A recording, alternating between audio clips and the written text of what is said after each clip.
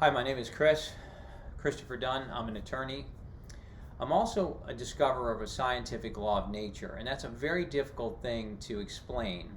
And I was preparing for a call later today, and part of the preparation for that call, I was asking myself, how do I explain the fundamental difference or differences between this and a lot of things that are out there that people might think this is, but it's not. And I actually did something differently when I was trying to answer that question than I've done for many years. And rather than rehearse and practice what I said to myself, and Kathy and I were talking, Kathy and I co-discoverers of this scientific law of nature and writers about it, rather than rehearsing and taking notes, I think it's important to speak authentically and sort of as you go. So I'm going to do the best I can to explain what we sort of came to together in our discussion today. So whenever you hear a scientific law of nature, a discovery of a scientific law of nature, you might have preconceived notions of what that is, and it's extremely hard to talk about. For example, we've never really talked about it in the way I'm going to talk about it right now. So if you think of something like fire, right? That's something you see in nature. Discovery of a scientific law of nature. Okay? So we know that we're dealing with something to deal with nature. Fire is in nature, air is in nature, water, etc., earth. These are the elements. If we were to say the first caveman discovered, striking stone, flint against stone, was able to create fire, or sticks together was able to create fire. We know that the caveman did not invent fire. The caveman simply discovered that man could make fire. But fire existed in nature, right? Lightning would create fire, okay? So heat, similarly, exists in nature. So there are some things that exist in nature, and our discovery has to do with discovering that there's something that exists in nature that we haven't seen before and been aware exists. Now, yes, we might understand that when the caveman, so to speak, is doing that, he's inventing a way to, or if an oven, for example. An oven is a way to create heat, but that's an invention, right? Heat exists apart from it. Heat exists in nature. Okay, we've discovered that something exists in nature, and we call it parts to wholeness. Sometimes we call it creating harmony. We've written a couple of books about it, which we've shared before, but if you haven't seen the other videos, this is one, Creating Harmony, and this is another, A System for Harmony. Okay? These books describe what is a discovery of a scientific law of nature. So when we think of fire and air and water, we think they exist in nature, and we just come to discover them. Now, other discoveries are of scientific laws. So, for example, the law of thermodynamics or the law of gravitation. These are discoveries of how nature works. And they're not inventions, right? So, a car is an invention, computer is an invention, obviously these are inventions. Why is a discovery of a scientific law of nature so important and so sort of light years ahead of inventions? And the answer is because you can do so much more. Man can do so much more. Mankind, humankind, can do so much more once we understand that something exists in nature. Once we understand that fire exists, we can do all sorts of things we couldn't otherwise do without going into that, right? But it's obvious that that's what happens. Now, what we haven't realized to this point is that there are actually parts to wholeness. Now, we might know that a heart in our body is nature. We know that, right? We know that there's a heart, and that's nature. We didn't create that, right? Man didn't invent that or create that. That's there. Whether it's evolution or faith and belief and how it was created is another matter. But the point is that we know that it wasn't an invention, and so it's in nature and it exists. Once we understand things in nature that exist, we can do things we couldn't otherwise do, right? We can diagnose ailments better when we know the parts of the body. Okay, that goes without saying. But it doesn't, because what you have out there when you hear topics like creating harmony or system for harmony, when you hear topics like that, you might have a notion of Stephen Covey's 7 secrets to successful lives, or 7 habits to successful lives, right? Something like that. Those are not discoveries about nature, right? Those are sort of subjective viewpoints about what some possible ingredients are for better lives. If we were to name this book instead Parts to Wholeness, it would be the same book, just with a different title, essentially. So how can we say that there are parts in nature that exist that we haven't seen? They don't do what fire does or air does or water does. They actually do what the heart does. Okay? So there's something that exists, parts to wholeness, that does what the heart does. Right? That's what we're saying here. It's kind of a tough notion to understand. But the simple point is that being loving, for example, we act like a heart. We act like a heart when we give and receive, right? Being loving, we give and receive. We know that the heart gives and receives. We know that it's a link to the rest of the body. We know that when we're giving and receiving, being loving, we know we're acting like a link, right? So if we can conceive of the idea that there exists in nature sort of a formula or parts to wholeness, then we're starting to go down the path of understanding that there's something in nature that we haven't seen before. Now, for some people, when they think of things like being loving or being thoughtful, some of these parts that we talk about, for some people they think, well, aren't you talking about natural law, right?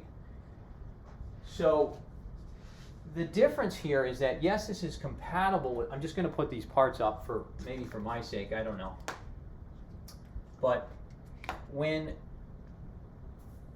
people talk about natural law, there's this idea that sort of there exists in nature a code or principles, values that are just sort of innate in humans, and that they exist. That's sort of natural law. And it sort of dovetails with a law of nature, but it's different because when they talk about natural law, they're sort of saying we feel like it's there. We sense it's there. We know it's there. They might even try to give examples of how humankind behaves to show that it's there. We're not doing that. We're doing something fundamentally different. Yes, what we're doing is compatible with the idea that there do exist in nature some principles that matter. But we're getting to it from a very different place. We're getting to it from a logic place, a provable place, an objective place. We're simply saying that if there are functions, like let's say responding, for example, we're always responding, right? Or sometimes we're reacting, right? Well, let's say responding is a function, right? It's a big function of the nerves. The nerves are responsive, right? They signal and they respond. So they respond. You put your hand near a flame and your hand will draw back. That's a sort of an automatic response that your nerves do, right, to keep you safe, right? Well, responsiveness in our culture today is a word that we think of as very positive, right? You can say respond, responsive, or unresponsive. This is different ends of a continuum. Unresponsive, not so good. Responsive, good. Respond, sort of neutral. Too good. In some cases, respond is good.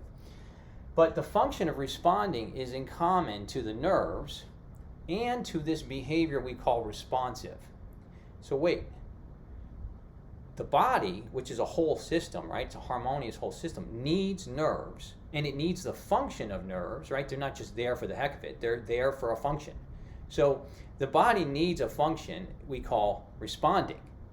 So we talk about responsive as being a positive thing, but do we really say, hey, that's the nerve of a whole life or a whole system, right? We have responsive rights or in the whole society or organization. In the individual whole, we have responsiveness. For kids, we say respond well. Now, you might say, just to go off on a tangent for a second on kids, you might say that if there is this actual reality that just like fire, air, water, and earth, there is this other concept, which is that there are parts to wholeness, right? That's as much a law as the law of gravitation or law of relativity. You might say, well, how do we deal with that? How do we make use of that? We're kind of like the caveman who doesn't know he can create his own fire. He's got to wait for the lightning, etc. No, we're kind of like that caveman. We really are. I know everybody thinks we're so advanced. We are in some ways, maybe in some misaligned ways, right? Maybe when we understand what the parts to wholeness are, and it's because you could call this parts to alignment, right? Because what's a body? A body is aligned, right? If we're mimicking the body, we're kind of talking about parts to alignment because we're mimicking an aligned system or a harmonious system or a whole system. So you might say that where we've been developing is we're developing in a misaligned direction because we haven't actually recognized what are the parts to wholeness. We can get some things done very well, but other things we don't get done very well. We don't get done making sure that people are safe, happy, equal, and free. We don't get done bringing about life, liberty, happiness, and equality for all. We don't get those things done very well yet. So in that sense, we might be kind of like a caveman in certain areas, in this one area. What would happen if we actually realize that just like fire exists, there are parts that exist in nature? Okay? Now again, I said earlier that, I said I was going to go off on the kids thing. I stopped myself and went off in this direction. I said earlier that, sure, people will do studies that say certain cultures live longer. Okay? As long as you're talking about certain cultures living longer, let's do something. So there's a TED Talk out there by a gentleman named Martin Reeves, who's the head of BCG, which is a big consulting company for companies.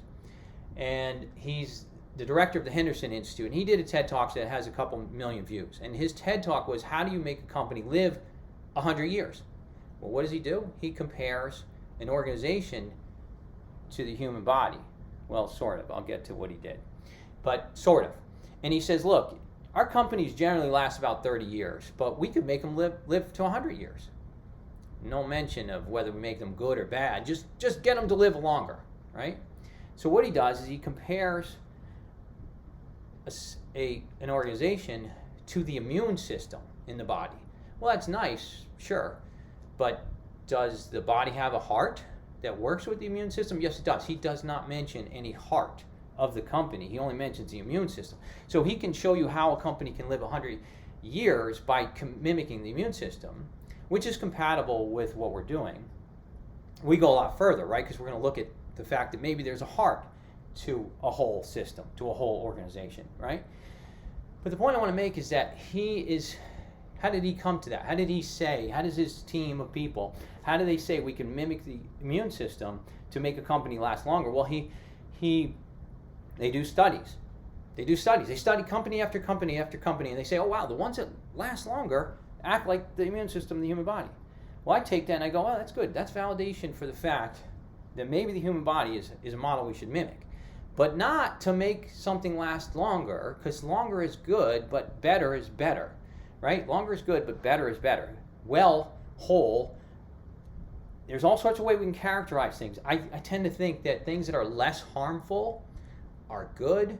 Things that are more harmful are bad. So when I say parts to wholeness, I could also be saying parts to goodness, because that's what we're talking about, right? We're saying the human body is good, meaning it's a good physiological thing. I mean, of course, that's if you think that something that has lasted as long as it has, a species, right? An intelligent species, that's if you think that it's good that there's mankind and humankind. I tend to think that. So I think that the human body is an amazing, majestic blessing from God. course, that's my belief, right? Scientists and atheists might say, no, it's just happened. Okay, I get that. I understand that. Either way, regardless of whether you're coming at this from an ethics or a science place or a spiritual place, it's going to be compatible with your approach. We use scientific methodology. We're using it right now. We're using the methodology of science. We're categorizing. That's one of the big methodologies of science. Taxonomies, right? Periodic table categorizes, right? Engineers have been using form and function for a long time. That in order to design things, you look at the function of something, or you want to figure out how to create the function of something, you look at the form. That's what we're doing. We're looking at function and form. Now, I started to say, one of the things you would have to do if you really wanted to bring something to the world is you might have to teach to children. And so we started this character series, which you have to understand, I didn't start out saying, hey, let me discover a scientific law of nature. Kathy, let's discover a scientific law of nature. Nor did she start out that place. No, believe me, that's not where we came at it from. So when we wrote the first book, What You Can Be, about a bee called the You Can Be, or the second book called You Can Do Kangaroo, which I wrote and Kathy drew, and then some of the others we kind of wrote together. But, when we wrote that, or You Could Fly Butterfly, and Save the World Dog and the You Could Do Crew, right? We're trying to, at some level, we're trying to say, how can we reach the general public and kids? But, something like Yucca Eagle, right? This one, I looked at this when I just preparing for this video. I said, well, what's the motto? I know the motto of these characters. You could do kangaroo. You can do anything you set your heart to do. But I forgot what the motto for Yucca Eagle is, and I see that it's, you can soar when you get your heart and mind right, and you let them help you take flight. Okay? You can play that back if you want. But I like that because when you get your heart and mind right? That's what we're talking about here. We're talking about parts to wholeness, getting things right, getting the alignments right, but not from a place of the kind of thing that Martin Reeves did, which is he did studies and studies of companies that last 100 years to validate that the immune system is a viable, valid model. Okay, that's fundamentally different. That's using studies of companies to prove something. Okay, there's some value to that. But you don't have to do that actually to prove a scientific law of nature. All you have to do is something very, very simple. And in fact, sometimes its simplicity is what makes it hard for people to realize how different and important it is. Because the simplicity of something like me saying being responsive, we act like a nerve in that we respond in ways that keep our lives safe, happy, and equal and free. Okay, that's complicated. I can get into that in more detail. But just that simple point, right, that's kind of intuitive. Being responsive is a good thing. That we act like a nerve when we do that is maybe a little harder, but you can start to realize that the hand pulls away to keep the body safe, happy, and free of pain, unnecessary pain. Well, that's kind of what being responsive does. It does that same kind of thing. It's sometimes easier to see something like with a heart, right? Being loving, we give and receive time, attention, affection, and other resources in ways that nourish. That's kind of acting like a heart. If it's true that there are these concepts that act like body parts, then you've basically established that there's this thing called a functional common denominator, which we talked about in other videos. And the functional common denominator is a discovery of like a systems law, essentially. And so what I wanted to most impress upon you in this video is the idea that that's the difference in our approach from a lot of approaches that exist out there. And I hope that what you'll do is you'll take some time to think about the importance of how this could change lives in the world if people say to themselves, gosh, there is something as important as fire, air, water, and earth that can help our lives be free, happy, safe, free of unnecessary pain, right? All of us equally, right? So, sure, many of us want to be more loving, more responsive, more sensitive, more meaningful, right? But once we know that the body is a model we can learn from, we can do a better job of it. Just like once we understand how to harness these, we can do a better job. So I hope again that this impressed upon you the value and the difference of this discovery. I'd love to talk more with you and hear from you, so thank you very much.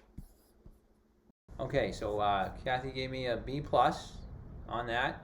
Okay, which I'm thrilled with, because to do these videos, B plus is fine. Check, I'm on to something else. Okay. However, I'm not on to something else, because she explained where I could have done a better job.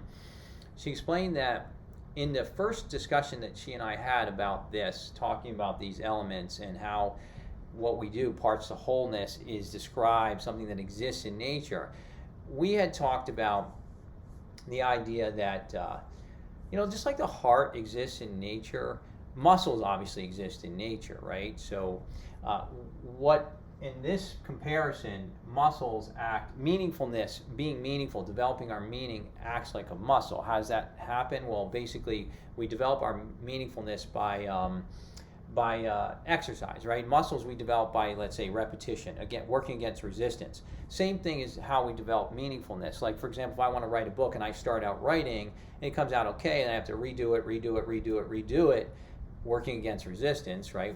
Other things I might have to do or want to do, and it gets better. I'm more meaningful. I can explain things more meaningfully.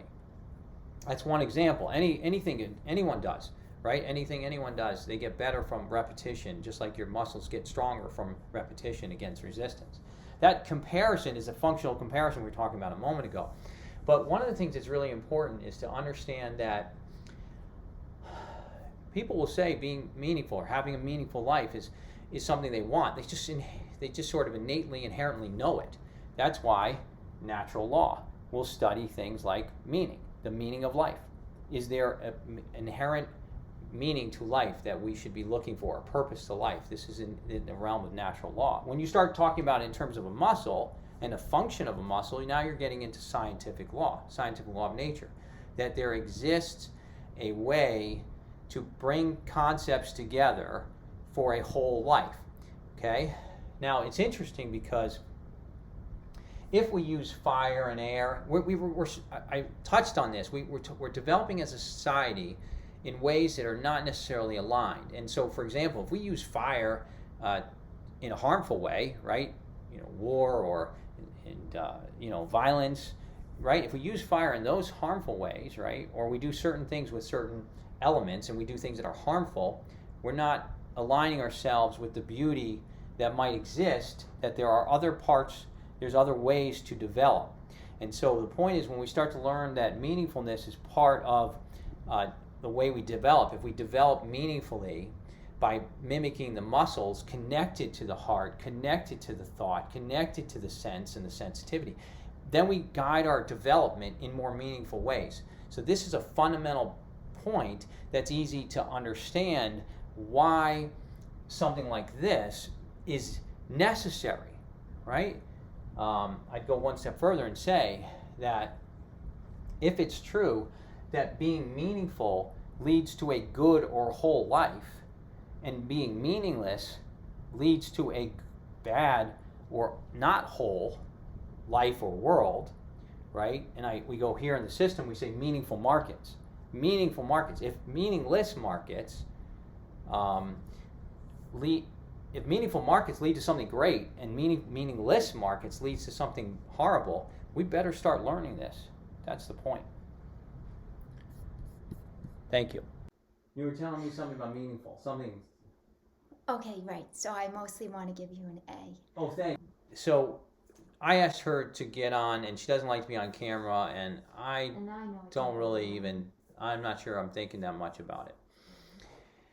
But that's not the point of why I'm back to talk about meaningful and meaningfulness. So it's interesting. She made the point that, before I say what the point she made is, I want to explain something.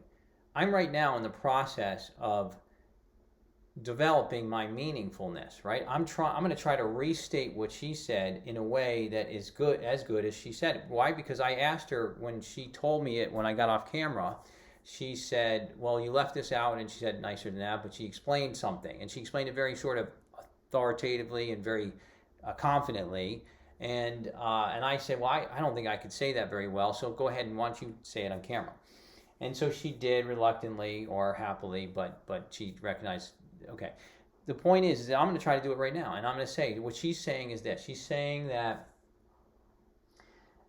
we know fire exists in nature, right? Do we know that meaningfulness exists in nature, right? This concept of meaningfulness, do we know it actually exists in nature as much as fire exists?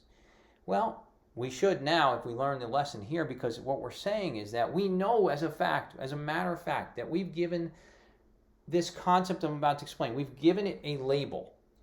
Somehow the dictionary gave it this label, meaningfulness. This concept that we also associate with developing by repetition against resistance, just like we develop muscles. So the comparison is there. So magically, don't necessarily want to use that word, but somehow, right, we've managed to create a concept that by working against resistance for repetitively, we become more meaningful. A resistance might be fear. It might be a habit. It might be a distraction. So resistance, in terms of developing meaning, a lot of times when there's something we have a passion about and we long to do and share with the world, but fear might get in our way, or a habit that's not as meaningful that we have, but that we're comfortable doing. Safety gets in our way. Pleasures get in our way. So resistance is to develop meaningfulness in our lives is similar. You can look at it similarly. You practice building your muscles over time. In our lives, it's the same thing. You have to work against that resistance. In our lives, the resistance might be described different, but it's the same. You're using that to describe resistance. Exactly. So when you're trying to write more meaningfully, one of the resistance is laziness. Another is a distraction like the TV. Oh, I can watch this. I can go do this. I can go on Twitter. I can go on Facebook and go on, whatever social media, YouTube. And another fear might show up as even turning on the TV, or fear might show up, anxiety might show up as eating too much. Exactly. Eating too much, like you said. Right. So the point is that she's saying that it's not that meaningfulness is just a nice to have. It's any more than muscles are nice to have. Muscles are not just a nice to have. They're necessary. They're essential to the human body, or they wouldn't be there. And then I guess I would only add one more thing. Fire, air, these exist in nature. They're meaningfulness. The main difference I would suggest with meaningfulness is that when we're looking at this law of nature, we have to work for it. So where fire exists in nature, water exists in nature, and it's there for us. It's there for the taking. It's there for the making. We're working for goodness, wholeness, and harmony. It takes work, and that's probably the biggest challenge. Is that what we're bringing to the world requires of people, and that's where people have faith. Faith is the same things. God asks of his people certain requirements. Well, harmonizing asks of people. It's here for us. The heart is here for us. We don't have to ask it to beat every day, but to give and receive in our lives every day, we have to work for it. It doesn't do it incessantly and automatically and just by design the way the heart does. We have to bring ourselves to those, to give and receive in nourishing ways. When the world might pull us to give and receive the world might pull us to give less than we receive, or these are the different ways the world. I'm going to give a final example here. So we say that meaningful activity acts like the muscles, and we say that the function in common is moving. We said working against resistance, but really what the muscles do is move. They move things, right? If I'm going to move this board, strengthen. I'm going to move this board. It's going to take muscles to do it, right? So moving is sort of a neutral function that is in common to the muscles and meaningfulness. So meaningful markets, or moving meaningfully, is a good type of moving. If I just go back and forth here and I just walk back and forth, or if I do some activity like, I'm just going to tap. I mean, this is not meaningful activity, right? I'm just doing something that's not that meaningful. So getting yourself, your thoughts, your heart connected with your moving is part of what this is all about, is seeing how you can utilize these different concepts to make your moving meaningful and your life and world whole. You going to say something else? And then just meaningfulness strengthens relationships. So it's the same thing. That's meaningful, important, just huge. there's that similarity. Muscles are for moving and strengthening. Well, meaningful markets are going to be strong markets. They're going to be strong markets that truly exalt the notion of giving and receiving in ways that nourish, because all the different parts are interconnected, just like a body becomes one whole. Not, you can separate it out, but meaningfulness works alongside the heart, and so it creates strong interpersonal relationships. It creates strong societies and strong I want to add another markets. point. That's interesting because on that note, so you got more to say too, but on that note, right? Movies, right? So imagine two people, a couple goes to a movie, and they both are moved by the movie, right? So they leave and they're like, that was such a moving movie. It's funny, but it was moving, right? It was effect, or a song is moving, right? When something is moving, it's good, right? When we use it that way, it's meaningful. It's moving to us. But imagine we go to the movie and one goes to the movie and it's like, that was meaningless. I didn't even like that movie. That didn't do anything for me. The other person, I was very moved by it. That could be a challenge. That can be a challenge, right? So, but this is where developing meaning and what moves us in positive ways and nourishing ways. See, the heart is also muscle, right? So we talked about giving and receiving in ways that nourish, right? The muscle of moving in ways that nourish is so important. So what you're really doing is you're really starting to explore. Right. Go ahead, you were saying. Well, it's interesting how you say either unwittingly, we're beginning to develop in the image of the body unconsciously in many ways, or unwittingly, but it's still happening. And when you bring up movies, it makes me think how since we were little to now, movies, there's so many documentaries, so many people out there wanting to make movies that make a difference and that matter. And it just made me think of, now there's also simultaneous to that, there's a lot of horror movies to an extreme today that didn't exist when I was a girl growing up. So it's as if both are sort of battling against each other. This idea of meaningfulness trying to make its way into the world. Sure, I think what you have is a competing force. You have some people who are really about meaninglessness and they want to promote meaningless activity, and then you have other people who are working against that and want meaningful activity. Right. So this is part of why this is so important. If you're going to get a more meaningful world, you certainly have to work toward it. And we hope this tool can help you work toward it. And you might start to say, were movies designed for moving people? And that when we start to use them in that way for meaningful content, the best value we can bring, that shows we're actually beginning to live in alignment with the body and a law of nature. But the more we become conscious of it, and I think that's where the discovery is so important, is that we can unconsciously move in that direction, but there's a lot more bumps and sadness and harms and pain and suffering. Whereas if we make a conscientious effort to recognize these things, then we sort of awaken to it, and we can move there more smoothly, more consciously, more aligned with true love for one another. Really. That's beautiful. Okay, thank you very much.